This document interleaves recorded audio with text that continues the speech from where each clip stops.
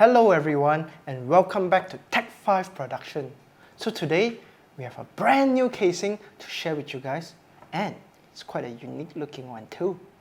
And it's this one.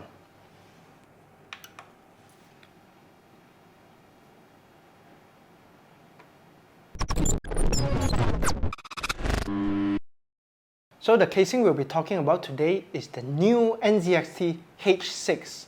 I've been wanting to check out this casing for quite some time now due to it having quite a rather unique looking design at the front area with the angled panel.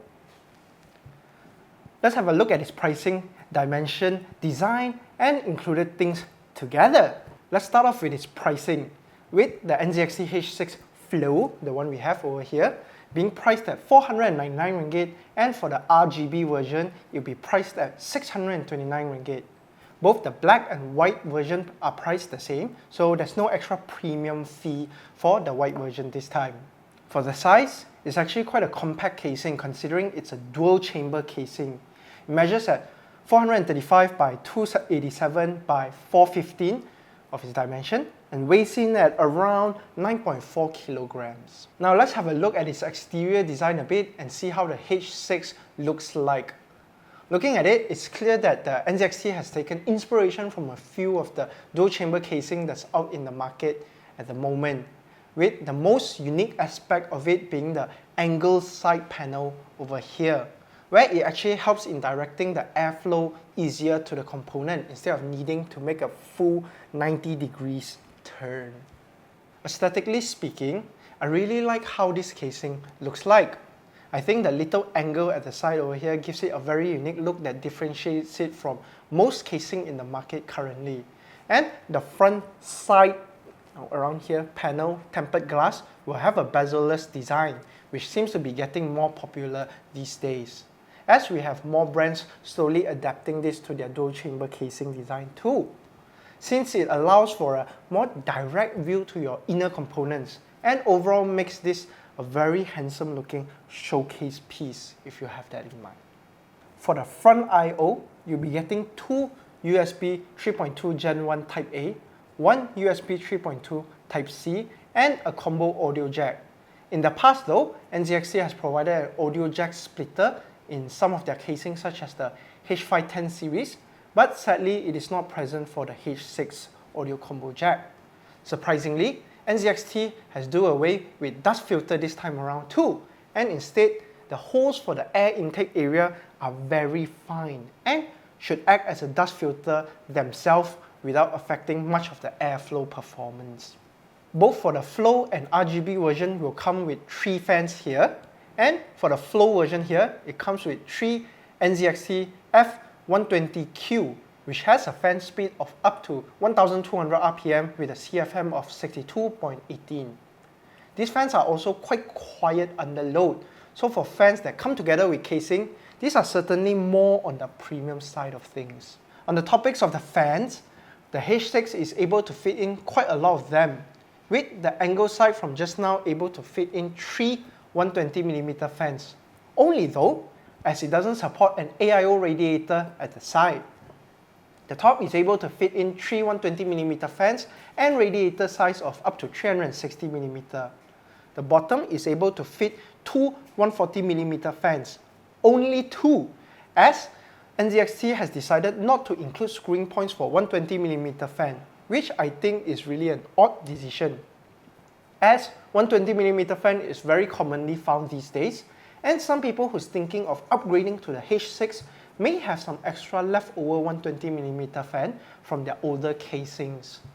And finally, the back is able to fit in a 120mm fan along with a 120mm radiator. And if you're planning to opt for an air cooling instead of AIO, the max supported cooler height is 163mm, which means can't really support air cooler that are too big. But if you're going for the NZXT H6, I think the overall aesthetic and design will suit an AIO build a lot better. As for GPU support, it can support GPU lengths of up to 365mm, so almost any triple fan GPU will not be an issue for this casing. Now let's check out the back of the NZXT H6. 6. For the back, you have an area near the side fan over here with pre-attached Velcro ties, which this area will likely be your main cable tying points area. There's also 2 more Velcro tying points at the top, likely for the top fans and the CPU power connector. Around the middle, you'll find cable tying points at smart locations for easy cable management. At the bottom right area, there'll be a drive cage that can support 2 2.5-inch SATA drives and 1 3.5-inch hard drive. It's attached with a single thumb screw and is easily removable.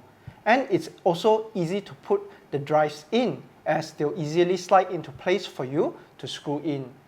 And right above that, it will be the PSU slot, which supports ATX power supply and allows for power supply length of up to 200mm. And that's all of the things for the NZXT H6 covered. Let's check out the airflow and see the airflow pathway for this casing.